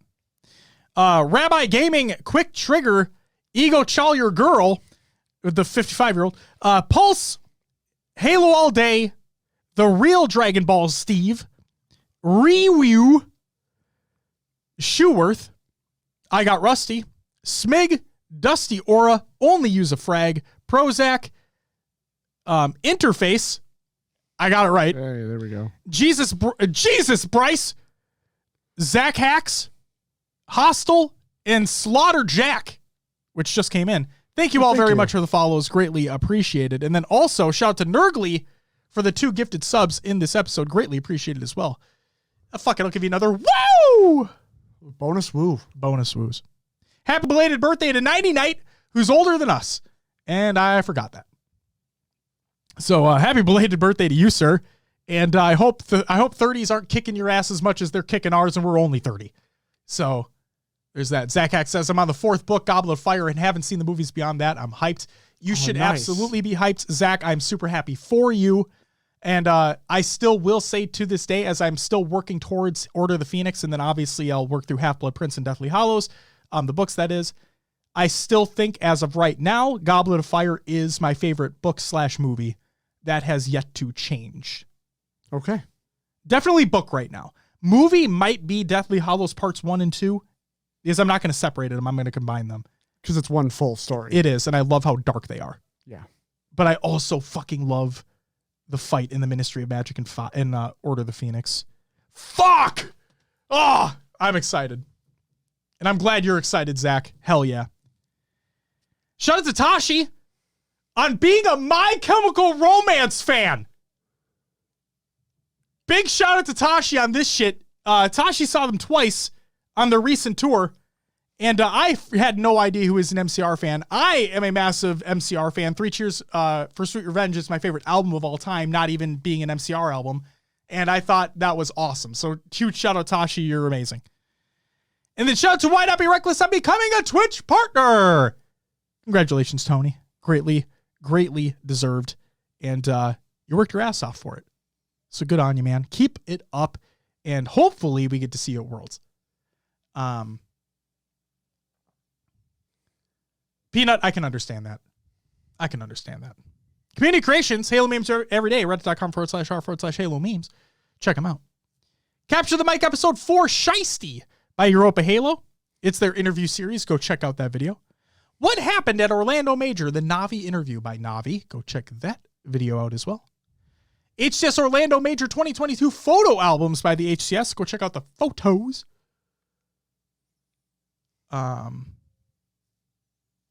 HCS Orlando Vlog 2022 by Obviously Queen. Check that video out. And then finally, McWin merch. He put out a merch tease as well. It's coming soon. And yeah, I'll probably buy it. Because I love him. He's a great guy. And that shirt looks awesome. Looks decent. Oh, that logo looks so good. So good. Justice, I would assume it is, but I can't say definitively. They have not announced the talent yet. But I would assume it is. But again, I cannot confirm it. So we just have to wait and see. I would assume it's announced this week. It's usually, 8 to 9 days before the event that it gets announced? Yeah, so like what, tomorrow? Most likely tomorrow after or Thursday. the show. Yeah, that's usually what happens is it fucking gets announced the day after, the 2 days after we record the show. It wouldn't surprise me if it's announced tomorrow or Thursday. Tomorrow or Wednesday. My bad. Or Thursday. Or Thursday. Who Fuck cares? it. You know? So yeah, if you're interested in McWin merch for when he sells it, make sure to follow him on Twitter, and I bet he'll post when he's selling it, and I will probably get it as well. That shirt looks awesome. Will, that's all I got. Yeah. We got a really big show coming up next week, but we can't get to that before you plug this week's show. Oh, yeah. I'm super tired, so I'm going to just do this kind of casually today. Do it up. Come find us on your favorite podcast services like Josh's. Pocket Cast, not an ad. We're also on iTunes, Podbean, Stitcher, and Spotify. Leave us a review and let others know about the show. If you want to join the Discord, you can do !Discord in the live chat or on our link tree on our Twitter. Join the community. Discuss things all throughout the week. Plenty of channels to whatever you want to talk about. It's all there. It's all there. Speaking of Twitter, come find us on Twitter. Main use of social media for the show. Get updates. See what's going on around the HCS space. We also have an Instagram and Facebook if you're interested in checking those out, but Twitter's the main one. Hold on 1 second. Nurgly, not done yet. So 65 for cough count right now. Also, to all the new people that have joined in, I always love to do this. Logo's not real. Pew. Go ahead. If you want to watch old VODs or anything else, some interview series we did, go check them out on YouTube, youtube.com/HCS Pro Talk. If you're listening or you're watching the VOD and you want to catch us live, Mondays at 7 p.m. Central Time on twitch.tv/HCS Pro Talk. We have our own website, hcsprotalk.com, with a link to the merch in the top right corner if you're interested in checking out that. And don't forget about the fine folks over at Podcast Evolve. Make sure to check out evolvedhalo.com. You're over Halo for Halo. They have great shows such as Podcast Evolve, Mission Debrief, Halo TV Plus, Book Club, Builds with Blocks, Halo Headlines, and Halo Gear Guide, all for your listening pleasure. Go check them out. They're wonderful people, and we have our own little segment over on their website. So we do. Go check it out. Josh, that's it for me. There's actually something on the next episode list here, and because it's important. It is very important. Our HCS Worlds preview is next week. Yeah. So if you want to join us as we break down the pools, the play-in bracket, our predictions, things to get excited for the event, potential storylines, whatever it may be, tune in next week, same time, same place, roughly/hopefully. And yeah, it's going to be a great time. It's all led up to this. Can't wait for that show. And our predictions are always wrong, but we put a lot of heart and soul into it. So got to give it our best shot. Got to hit him with our best shot. Fire away. Ladies and gentlemen, that's going to do it for episode 256 of HCS Pro Talk. If you're watching live, thank you so much for tuning into the live show. Taking some time out of your Monday evening or morning, wherever you are in the world, taking the time to watch the show. Greatly appreciated. Hope you guys enjoyed the time. I enjoyed you guys being part of the conversation as well. Joining the chat. If you're lurking as well, not a big deal. Loved having you here too. Thank you for taking the time out of the day, night, morning, whatever it is. If you're checking out the YouTube version of the show, hello. And thank you for checking out the VOD on YouTube. Leave a comment if you like. We'll check them out. We'll respond too. Do it up. Checking out the audio version of the show. Thank you for taking the time out of your busy schedule to check out the audio version on whatever podcast service you enjoy. Me personally, I'm particularly a fan of Pocket Casts. Not an ad. Not an ad. Fallen Spartan, welcome to the live show. We are about to close things out, so I apologize. But hey, we'll be back next week, 7 p.m. Central, right here, twitch.tv/HCS Pro Talk, where we're going to talk about our HCS Worlds preview. It's going to be a fun time. Thank you all so much for taking the time to watch or listen. It's really, really appreciated. Cannot state it enough, and I know I sound like a broken record, but I truly mean it. Having the discussions that we've had week after week, having the new people come in, it's awesome. It is purely awesome. And we hope to see you guys next week. But hey, until then, there's more shit that is probably going to be announced, and we'll talk about it next week. But again, until then, bye-bye!